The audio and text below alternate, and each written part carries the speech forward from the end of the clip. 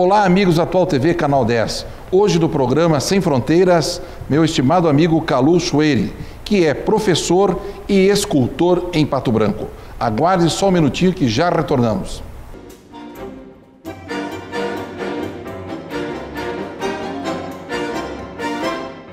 Morar bem e em contato com a natureza parece um sonho, não é? Sonhar é bom e concretizar é melhor ainda. E este lugar está bem próximo a você. O condomínio Ecoville Belo Világio. São terrenos com área privativa com mais de 1.500 metros quadrados e área total por unidade de mais de 2.600 metros quadrados. Ecoville Belo Világio. Você vivendo ecologicamente.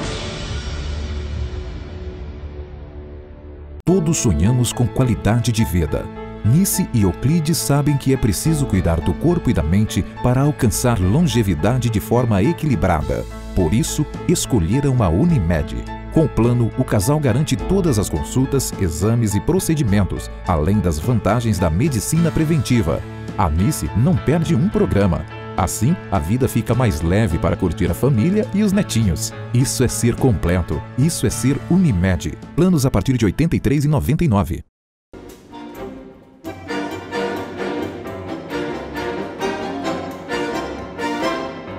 Kalu Schweire, como é que está o estimado amigo? Tudo bem contigo?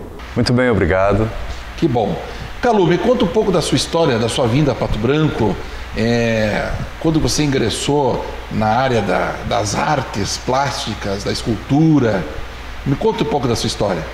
Bem, eu frequento a Sudoeste desde 1973, meu irmão era gerente de um banco em Coronel Vivida, então eu passava as férias ali e ali eu ganhava algum dinheiro com um professor de natação. E então fui pegando muito gosto por essa região, por aquela cidade. Quando eu me formei, vim trabalhar em Coronel Vivida e dei aula durante 3 anos. Certo. Aí depois eu mudei para Pato Branco. Aí continuei dando aula também, tanto no estado como nos clubes com natação. Certo. Que era um campo muito fértil na época, não tinha muitas opções, então as piscinas eram bem frequentadas no verão. Chegamos até a ter algumas equipes de representação, né, disputamos algumas etapas do Campeonato Paranaense. Foi bem interessante essa experiência. Aí eu continuei como professor de Educação Física até me aposentar. Mas lá na minha infância, eu já fazia algumas coisas com atividades manuais. Certo. Eu sou filho de sapateiro, então eu tive já algum contato com couro. Certo. Na minha faculdade, eu paguei a faculdade vendendo chinelo de couro, sacola de couro, que na época era moda, era da época hippie. Certo. Então isso foi a mala mestra da sua vida. Porque já tinha alguma atividade que rendia algum dinheiro. Certo. Consequentemente, eu sempre fui muito inquieto com essa questão artística, né? Então, minha irmã era estudante de piano, eu acordava de manhã estudando piano. Na época era muito comum as pessoas de um certo padrão terem piano em casa e o pessoal aprendia muito piano. Então eu tive esses privilégios dessa formação. E para a escultura foi um passo assim de necessidade mesmo de continuar fazendo alguma coisa. E como eu tinha alguma facilidade, então eu me encontrei muito no meu perfil fazendo escultura. Certo. Você comentou a respeito do esporte, que você era professor de natação no Clube Pinheiros. Você foi também professor lá. Sim. E eu era jovem e eu fui seu aluno, porque eu lembrei que você ministrava, nós fazíamos parte da natação, tinha o Gerson Jacobs, que era um excelente nadador. Sim. E você era o professor nosso, lá que nós fazíamos a natação. E eu te pergunto, Kalu, a respeito do esporte em Pato Branco, como é que você está vendo a evolução do esporte em Pato Branco? Porque naquela época nossa, eu lembro que eram tempos áureos o esporte em Pato Branco. Os nossos líderes políticos, os nossos representantes incentivavam muito isso. E hoje eu não sei o que está acontecendo. Parece-me que existe, mas não existe. E você, como é que você está vendo esse setor tão importante para a nossa sociedade? Olha, naturalmente que isso sempre vai cair na questão cultural. Na época, talvez não tivesse tantas opções, então as pessoas se dedicavam mais à atividade esportiva propriamente dita. Hoje existem mais opções, então talvez essa seja uma das razões. A outra, eu acho que entra na questão política, porque não ficou muito claro para os nossos dirigentes de um tempo para cá o que é esporte rendimento, o que é esporte comunitário, o que é esporte escolar. Certo. Então, definir bem um tipo de política a ser seguida. Então, desidentificou muito isso, não se encontraram. Alguns fizeram alguma coisa, outros fizeram outras, então não criou uma geração, certo, de boa representatividade, tanto no esporte de juventude como no esporte de rendimento e de alto nível. Certo. O que eu vejo, Calu, é que Pato Branco teve, eu sempre fui um esportista, mas não um dos melhores, mas era um bom esportista, que participava das atividades aqui em Pato Branco. Nós tivemos tempos que todo mundo, a sociedade, as famílias, os jovens participavam, né, coletivamente. E a nossa cidade começou a se tornar cada vez mais individualista. Antes nós tínhamos esportes coletivos e hoje a gente não vê mais isso. Então isso é até um processo cultural e que acaba transformando uma sociedade mais sozinha, mais única, mais singular e não coletiva. Eu acho que isso não é bom, né? Olha, Fábio, existe mais um outro fator nesse ponto de vista que você abordou. Até algum tempo atrás, nas leis de diretrizes e bases da educação, o que se privilegiava na prática da educação física era rendimento esportivo, prática esportiva. Então o aluno ia para a educação física, ele ia para praticar uma determinada modalidade esportiva. Depois, com o surgimento da outra lei de diretrizes e bases que eliminou essa parte tecnicista, vamos chamar assim, certo? Então também se perdeu um pouco porque nem fizeram o esporte e nem fizeram uma educação corporal propriamente dita. Certo. Então ficou um pouco mal resolvida essa questão. Até hoje ainda há muita discussão sobre isso. Tanto é que hoje as faculdades elas têm dois tipos de formação. Uma eminentemente pedagógica, outra eminentemente técnica. Certo. Então também houve um certo atraso nesse caso. Bom, Calu, mas agora vamos entrar num outro mérito que envolve também arte. Eu estive recentemente no MASP em São Paulo, que é o Museu de Arte de São Paulo, que é um dos mais famosos da América Latina. E lá eu tive a honra de conhecer várias obras, tanto de escultura quanto de pinturas, artes, de tudo. O que você imaginar tem naquele local, naquele museu. Mas uma coisa que eu percebi, existiam pessoas fazendo análises daquelas pinturas, daquelas esculturas, anotando nas cadernetas, né, nas agendas. E eu, como um brasileiro não tão conhecedor, porque muitas obras eram de história, relatando a história, eu fiquei assim perguntando, quando é que nós brasileiros vamos ter o conhecimento desses estrangeiros, dessas pessoas que se aprofundam nessas questões e que conseguem entender a arte? Como é que você vê isso aí? Bem, a arte, ela vamos dizer assim, não tem um limite cronológico de quando ela começou. Ela existe desde que o homem começou a ser um ser pensante. Muito bem. Ele sempre produziu alguma coisa justamente para relatar o seu momento ou algum momento da natureza. E isso foi evoluindo. Muito bem. Nos dias de hoje, o que se percebe na arte é que ela é mais um grito de alerta, certo? Do que propriamente vamos dizer assim, uma expressão muito clássica do que era na Grécia ou na Itália ou mesmo na França, certo? Então, essas pessoas que fazem essas transações, naturalmente que são estudos do tipo de comportamento daquela época quando foi feito esta obra. Isso deve ser alguma coisa mais ou menos assim. Mas o que chama atenção nessa colocação que você fez é que você deve ter visto muito aluno. Sim, muitos jovens. Muito aluno junto com o professor, e o professor fazendo algum relato, alguma descrição, alguma coisa sobre essas obras. Muito bem.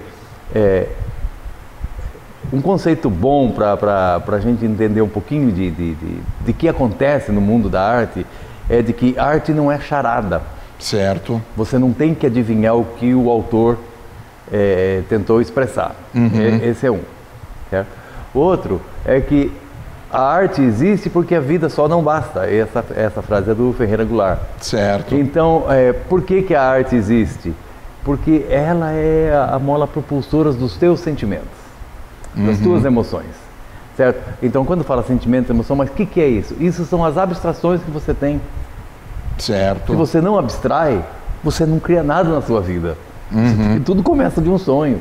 E isso tudo que a gente está falando é inerente à arte. Então, a escola, nesse ponto, ela não é a cura de todos os males, mas ela ajuda muito, quando é muito bem direcionada para esse tipo de vertente que se tem como leitura de arte. Certo, mas então essa leitura de arte não teria que começar desde as escolas nossas? Porque eu lembro quando era jovem, a gente tinha lá educação artística, que eram trabalhos manuais que a gente fazia, que a gente elaborava lá, o que os professores pediam para nós. E hoje a gente vê que também ocorre isso, mas não se traduz na interpretação dessas artes. Você interpretar um livro, interpretar uma música, interpretar uma escultura, uma pintura, o cara tem que ter conhecimento de história, de informações, inclusive do comportamento humano, sociológicas, antropológicas, né? Exato. Eu vou fazer também duas ponderações.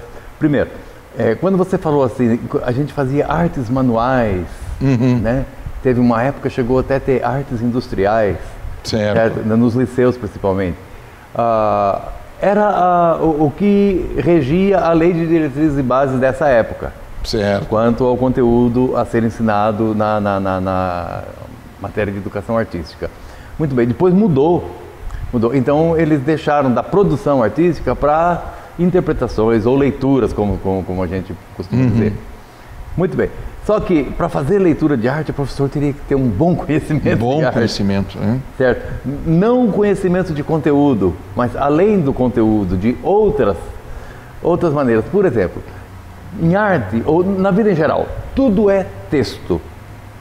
E todo texto tem basicamente duas leituras, uma implícita e outra explícita. O que se mostra, o estético do texto, é o que você está vendo, aquilo é o real. Certo. E depois tem o subliminar ou o subjetivo, que é a sua interpretação. Vou citar um exemplo bem clássico disso para entender melhor. Existe uma pintura do Caravaggio. Esse pintor viveu no final dos anos 1500, começo de 1600. Sim. Ele é o pai do chiaro-escuro, é ele que inventou essa parte na pintura.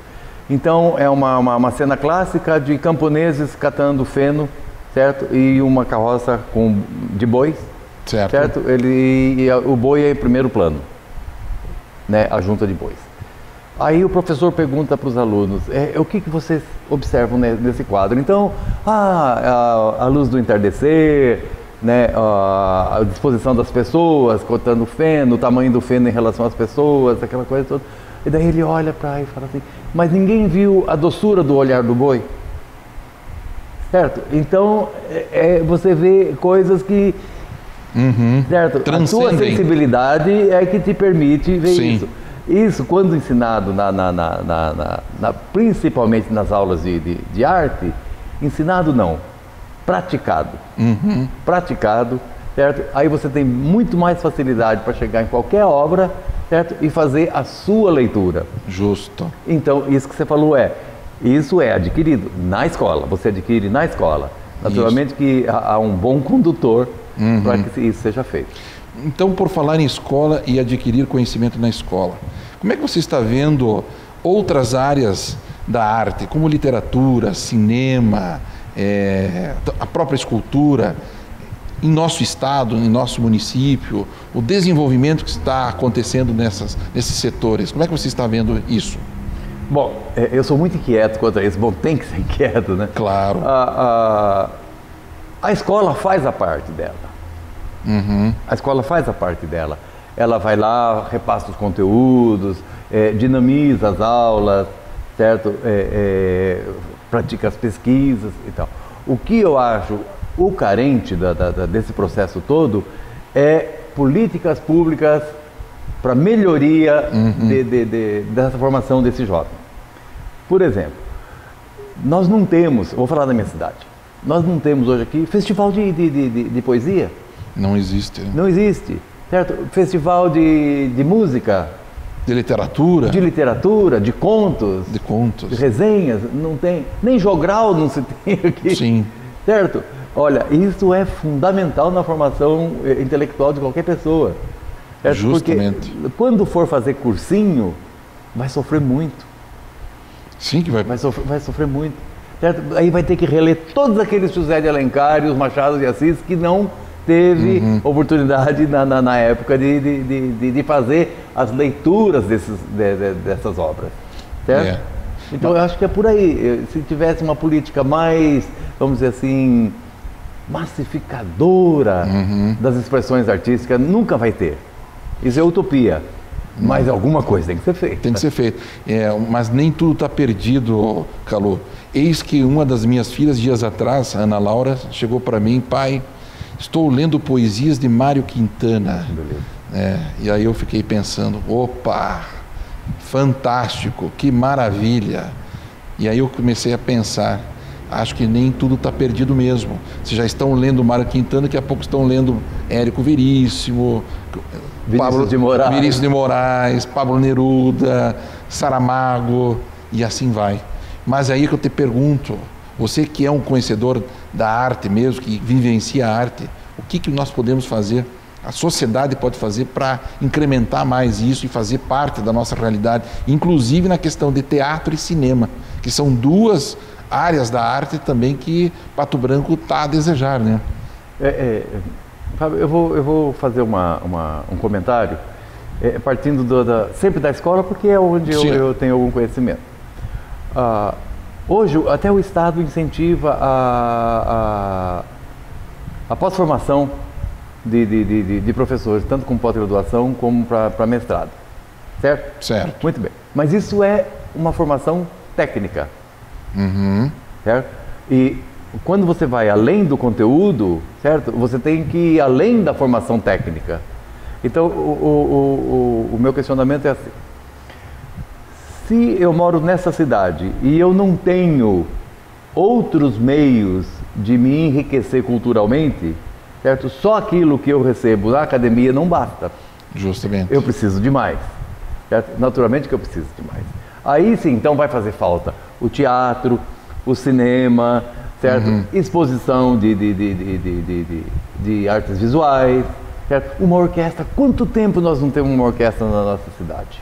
Incrível, faz certo? muito tempo. E nós temos uma orquestra com... Sanfônica. Aqui, não, tem uma orquestra, sim. Tem uma orquestra juvenil, mas é da Fundação, parece que Teófilo Petrikowski e Protásimo Guerra. Sim, foi só no final do ano que eles fizeram a apresentação. Mas apresenta-se só, isso tinha que ser muito constante, certo? Com mais apresentações, naturalmente que... Levar o público à praça, sabe? Recitais nos finais de semana. Fazendo uma outra ponderação, eu acho que existem muitas atrações gratuitas com um gosto um pouco duvidoso, mas aquelas atrações em que as pessoas até podem pagar, essas não são contempladas. Certo? Por exemplo, uma orquestra, um recital de piano, um teatro de boa qualidade. Boa qualidade que eu quero dizer é de autores consagrados. Certo? Se bem que nós temos em Pato Branco alguém que faz isso, o Leandro faz isso muito bem. Sim. Certo? Ele é um dramaturgo e tal, mas também dá murro em ponta de faca, porque sozinho, é uma vez por ano, né, que ele consegue. Então, essa parte é muito carente. Há de se entender muito bem o que é entretenimento, o que é evento e o que é política pública. É bem diferente uma coisa de outra. Calô, agora você me fez lembrar das pessoas que nós temos, dos valores que nós temos em Pato Branco. Essa semana no Diário Sudoeste eu vi lá aquela Bocchese, Neri Bocchese, que foi agraciada com um título, honroso título, em Córdoba, na Argentina, de uma academia francesa. espetacular na área da literatura, né? Isso demonstra que Pato Branco tem potencial, né? Isso, nós temos os talentos. Temos, né? Temos os talentos. O que me alegra bastante é que a escola ainda é o celeiro dos talentos. Certo? Então, a Neri, ela é professora na Universidade Tecnológica e ela é uma das auxiliares da pesquisa do livro do professor Citilo, que eu acho que foi o livro de autor pato-branquense, certo, que mais teve divulgação, uma repercussão boa, as pessoas leram, as escolas adotaram. Isso é interessante. Uhum. Então, eu acho que talvez a professora Neri também tenha algum livro que quando as escolas adotam, certo? Aí a população toda fica sabendo, porque o filho sempre comenta em casa com o pai, estou lendo um livro, estão estudando um livro do fulano, ou estão alguma conhecendo música, a nossa cidade. Alguma música, alguma peça, alguma poesia, sabe? Isso que seria interessante. Tá certo. Bem, pessoal, nós estamos encerrando o primeiro bloco e já retornamos.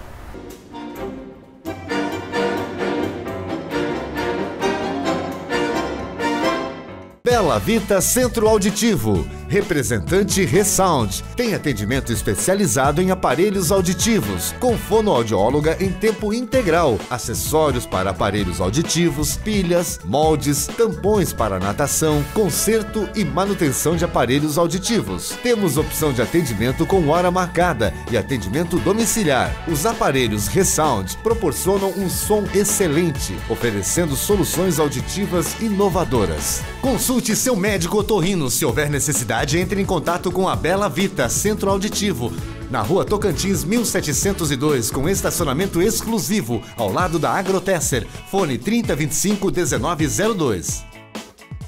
Lojas Paraná, a mais completa, tem tudo para toda a família. Nova coleção de calçados Pegada.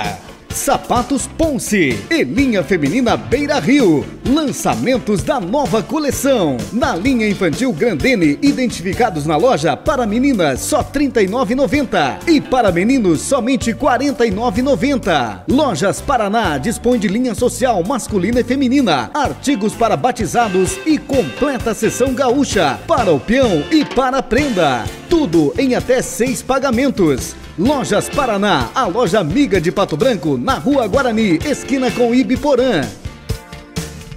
Todos sonhamos com qualidade de vida. Nice e Euclides sabem que é preciso cuidar do corpo e da mente para alcançar longevidade de forma equilibrada. Por isso, escolheram a Unimed. Com o plano, o casal garante todas as consultas, exames e procedimentos, além das vantagens da medicina preventiva. A Nice não perde um programa. Assim, a vida fica mais leve para curtir a família e os netinhos. Isso é ser completo. Isso é ser Unimed. Planos a partir de R$ 83,99.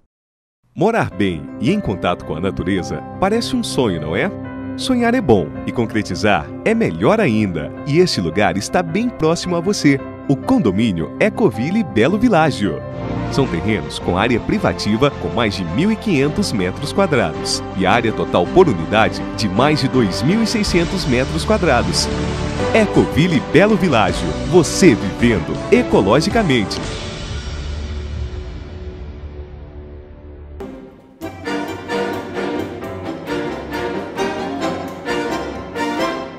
Bem, pessoal, estamos de volta com o programa Sem Fronteiras e hoje a entrevista é com Calu Chueire, que é professor e escultor em Pato Branco. Calu, saindo do mérito da educação, dos grandes valores que nós temos em Pato Branco, vamos falar dos seus trabalhos. Como é que você está? O que você vem fazendo de novo? Como é que estão as suas esculturas? E, aliás, tempo atrás, eu estive fotografando as suas esculturas que você colocou lá no Parque Industrial 2, na saída de Pato Branco, perto do posto do Trevo Patinho, e analisei todas aquelas obras. Que espetáculo aquilo, hein? Isso é fantástico, porque demonstra que nós temos um grande escultor em nossa cidade. Parabéns. Muito obrigado. Muito obrigado. Vamos falar especificamente do Parque Teófilo Petrikowski. Isto. Então, ali foi uma oportunidade muito boa, porque o nosso mecenas, ainda bem que ele mora em Pato Branco, do lado do Petrikowski, ele queria fazer alguma coisa, porque a praça leva o nome do pai dele. Certo. Teófilo Petrikowski. Então ele queria fazer alguma coisa além de só ter o nome na praça. Uhum. Então, junto com o Derli, até ele já deu uma entrevista para você aqui. Sim. Junto com o Derli Fischer, bolou-se uma praça mesmo, e com elementos, né, a gente chama de objetos esculturais, né, mas com uma particularidade, em homenagem à indústria, mas não o formal da indústria. Então, o que nós fizemos foi uma leitura do fazer industrial artístico. Então eu começo dizendo para você, existe lá alguns volumes redondos, parecido com um catavento, outro parecido com uma engrenagem e tal, cada um com uma leitura diferente. Por exemplo, o catavento é que existe, para poder existir a indústria, precisa de uma força motriz. Certo. E o que era a força motriz no começo? Ou era roda d'água, ou era moinho de vento. Justamente. Certo? Então eu mais ou menos que mesclei um com o outro. Certo? E daí, do lado oposto, existe uma outra figura, que é uma roda dentada, no caso, uma engrenagem, mas com volumes totalmente diferentes, um mais alto, outro mais baixos, porque a indústria não tem um fim só. Certo? São N possibilidades, são muitas várias engrenagens. Exato, exato. Então não fica aquela coisa convergente para um objetivo só, que seria a produção. Isso seria até desumano. Então, nesse caso, a gente já está mudando um pouco essa leitura. Depois tem lá uma bigorna. Sim. Eu levei minhas filhas para visualizar aqui, elas ficaram encantadas com aquele martelo que ele fica suspenso, só a ponta dele presa. Como é que você fez aquilo? Não, aquilo não é tão difícil porque é ferro, né? É ferro, né? Mas é soldado? Isso, é soldado. Tudo são chapas de ferro soldadas. Agora, aquilo lá é uma boa representação do que às vezes as pessoas têm dificuldade de entender o que é arte surrealista. Aquilo é surreal. Certo. Então, por quê? Porque existe um elemento sólido, certo? Um elemento normal, vamos chamar assim, que é uma bigorna e um martelo, e depois só tem uma mão segurando o cabo do martelo. Isso. Porque o que se caracteriza no surreal é que você completa a imagem. Certo. Tá, e aqui tem uma obra que eu achei bacana, que é um muro comprido assim, e foi você que fez ou foi um argentino? Eu não lembro quem foi o... Não. Aquilo lá é uma técnica muito usada na Argentina, foi feito por um artista de Cascavel, esqueci o nome, Almirante. E essa atividade ela é tão antiga, remonta aos tempos da criação de Roma. É uma arte etrusca. Justamente. Isso. Na Argentina tem muito difundido. No Brasil não é tanto. Ele é um... Em Bernardo de Irigoyen, se você entrar lá e ver... Tem muito ali. Isso. E ele é o representante nosso aqui que faz. E faz muito bem. Muito bem. Com muito mais cores do que tem na Argentina. Então, aí que vem uma coisa que eu me questiono. Quando você viaja para fora, que nem a gente foi agora aqui em Monte Carlo, Eldorado, Puerto Rico, são cidades próximas que nós temos aqui na Argentina. Isso é o mesmo povo que tem lá, tem aqui, né? Italianos, alemães, suíços, tal, né? Austríacos, tal. E você vê pessoas. Primeiro você vê museus, você vê orquidários, você vê salas de recitais, e você vê pessoas jovens sendo os guias, levando os turistas para ver essas obras. Cidades com metade de Pato Branco, 30, 40 mil habitantes, tendo guias turísticos, guias culturais, artísticos, interpretando as obras das pessoas que são os artistas das cidades. Por que nós não temos aqui em Pato Branco essa visão cultural, inteligível, de se fazer isso? Por exemplo, ir visitar lá o Parque Teófilo Petrikowski, visualizar aquele gigante que você construiu lá em cima, né, lá no Novo Espero. Aquele cavalo que tem lá em frente o centro de eventos. Olha, aquela ave que você fez em frente ao Senac. Né? Bom, As pessoas parecem que não estão captando as coisas importantes que nós temos, né? Culturais, né? Exato. Vou sair só um pouquinho dessa conversa. Por exemplo, o que seria da Itália e da Espanha hoje se não fosse a afluência de turistas lá com receita financeira? Justo. Eles estão vendendo o quê? O que eles produziram como arte durante toda a sua história, séculos e séculos e séculos. Certo? Porque a questão econômica lá está muito complicada, difícil. Certo? Então, uma das melhores receitas que tem é justamente a venda do turismo artístico-cultural. Muito bem, na Argentina também é assim. Eu acho que para a gente chegar a esse nível, ou a esse ponto que você está colocando, teria que disseminar mais outras pessoas mais praticarem obras públicas, no caso, né? Com painéis, pinturas, certo? Nós tínhamos um painel pintado que era na frente da Câmara antiga, uma artista de Cascavel, e não se vê painéis pintados, não só em relevo. Certo. Certo, mas também não tem, devíamos ter, certo? Uma lástima, aquela praça que nós tínhamos, a praça central, a matriz ali, que eu gostaria de reportar sobre isso também. Eu acho que não deveria ter dado o tratamento que foi dado para mudar o estilo da praça, sabe? Acho que foi um pouco muito insensível. Porque não é pecado mudar o tipo da praça. Eu acho que deve até se mudar, mas você não pode simplesmente desprezar as outras obras ou as outras coisas que tem, assim, aleatoriamente, sem dar um destino definido para as outras obras. E também ali a gente sente muito a questão da intolerância cultural, certo? Não, o que é bom é só o meu, o do outro não tem valor nenhum, sabe? Isso também ruim. É muito ruim, mas isso não é privilégio nosso, nem meu. Isso no mundo todo é assim. Sim. É assim, só que a gente continua dando a cara para bater e colocando as nossas obras por aí. Certo, mas Calu, então dos teus projetos, o que você vem fazendo agora?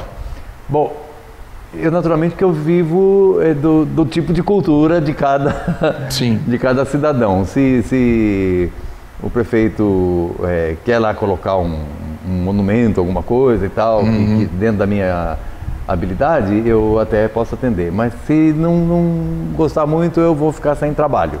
Certo. Então, o que eu estou fazendo? Eu estou produzindo para fazer uma mostra de esculturas. Certo. Uma mostra de esculturas. Então, nós vamos ter, daqui uns dias, um lançamento de um filme sobre a praça. Certo. Certo? Patrocinado pela Atlas, né?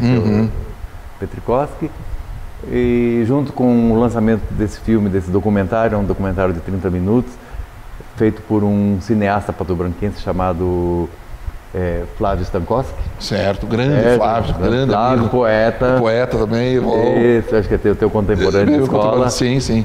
Estava na Alemanha, Berlim, né? Na Alemanha, isso, fazia cinema na Alemanha também, então ele tá terminando o filme. Ele tem mais um outro projeto sobre, até um alerta sobre o Rusa e o Mota.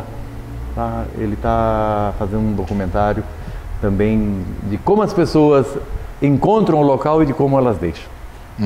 Certo? Mas é uma coisa bem mais profunda do que isso que eu estou falando, mas também é um outro documentário, também para lançamento em breve.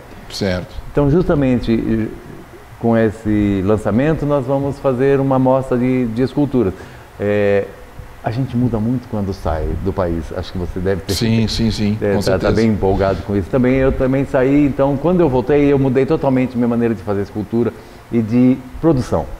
Olha só, espetáculo. Isso, você não tem... Amplia os horizontes, né? Melhor porque você vê outras referências, né, outras maneiras. Então, também isso é enriquecedor. Não, eu vejo, Calu, o seu trabalho sempre em evolução, né? Aquela águia, é como se fosse uma águia, uma ave, Vou contar a história daquela escultura. Então foi me encomendado pelo pessoal lá do SESC, do SESI? Senac. Eles queriam um pato branco para pôr na frente. Eu falei, olha, eu até posso fazer um pato branco para pôr na frente, mas vai virar cisne de parquinho infantil. Justamente. Sabe, vai ficar uma coisa muito óbvia, certo? Então qualquer parque que venha aqui, qualquer circo que venha vai ter aquilo, ou então se você for em qualquer lagoa, por aí vai ter lá, então vamos fazer uma coisa diferente. Então o que eu fiz? Eu fiz uma figura simétrica, no sentido de curva, certo? E fiz a cabeça parecida com a cabeça de um pato. Justamente. Certo? E daí as asas eu abstraí bastante, justamente porque tinha que ser conforme a curvatura do corpo. Então daí eu coloquei ela bem altiva, com o pescoço um pouco mais comprido, exagerado, certo? Porque se colocasse um patinho igual do parque, ninguém ia prestar atenção. Justamente. E ninguém ia imaginar, não, isso aqui não é um pato, isso aqui deve ser alguma outra coisa. Às vezes as pessoas me perguntam, é um pato? Eu falo, não, é uma escultura. Uma coisa que eu sinto falta aqui em Pato Branco, que é uma ideia talvez, não sei, esculturas de pessoas, dos nossos líderes antigos, das pessoas que foram ícones em nossa cidade, como você vai no Chile, na Argentina, no Uruguai, nos países... São Paulo, você tem lá, né, as caricaturas, né, os rostos. Bustos. Né, os bustos. Eu estou fazendo agora. Opa! Eu estou fazendo. O ano passado eu fiz um busto de um personagem para a cidade de Pérola do Oeste. Era um padre, certo? Daí o prefeito ia colocar o nome da praça lá, o nome dele, acho que ele é pioneiro lá e tal, e pediu o busto. Através da fotografia eu fiz o busto. Aí depois desse eu fiz outros mais. Fiz por uma pessoa também de Coronel Vivida. Só vai ter bastante busto se tiver bastantes escultores. Justamente. Certo? Então é muito difícil você abraçar essa parte da arte, porque ela é muito bruta. Você lida com pedra, você lida com ferro, com gesso, muito barro, sabe? Então a pessoa tem que se predispor a se sujar, né? Então não é tão, vamos dizer assim, em termos cômodo como uma pintura, fotografia. Não, ela é mais laboral mesmo. Tem que pegar, bruta. Tem que bater, tem que martelar. Exato. E para fazer esse tipo de produção, tem que se fazer isso. Agora, para se fazer isso, temos que ir nas escolas descobrir os talentos, que eles existem. Descobrir os talentos e também os investidores, que sem eles não saem essas obras. As pessoas, os investidores que têm que dar valor a isso, a sociedade tem que dar valor a isso. Isso. O mecenato hoje ele tá restrito quase que a dois setores. Ou é o poder público, né? Ou ainda é a igreja. Sim. Certo? E daí, esporadicamente, aparece algum mecenas, que nem seu Cláudio Petricossi. Sim. Tem mais um ou dois na cidade que também me oportunizam alguma coisa. Certo. Faz parte da vida as questões que a gente tem que, com o tempo, né, bater nessas teclas e questionar até que um dia as pessoas acordem sobre a importância disso. A arte, ela permite as nossas inconformidades, né? Calu, eu gostaria das suas considerações finais e aí nós encerramos o nosso programa. Olha, o alerta que eu faço é que os talentos existem. Certo. A escola é o celeiro, certo? O que eu acho que que a necessidade é de políticas públicas favoráveis ao surgimento de outros talentos, ao surgimento de outras culturas, outras formas de entretenimento. Certo. Certo, porque o que está impondo para nós é muito massacrante. Certo? E com um gosto duvidoso. Justamente. Sabe? Então, acho que deveria repensar também esse tipo de o que se ouve, o que se vê, principalmente meio de comunicação. Corretíssimo. A outra consideração é que eu gostaria de agradecer muito o convite, porque é muito difícil você falar sobre arte. As entrevistas são muito assim, breves e eles, normalmente querem a sua biografia. Eu não quero falar da minha biografia, eu quero falar dos meus conceitos, sobre o tipo de mundo que eu vivo e como eu o vejo. Eu fico muito agradecido. Que bom, Calu. Bem, pessoal, nós estamos encerrando nosso programa e dizer mais uma vez que o nosso programa Sem Fronteiras é isso, sempre trazendo pessoas de bem, pessoas inteligentes, pessoas éticas, pessoas que têm conhecimento e que querem o bem da nossa cidade, trazendo cultura, conhecimento. Muito obrigado e até semana que vem.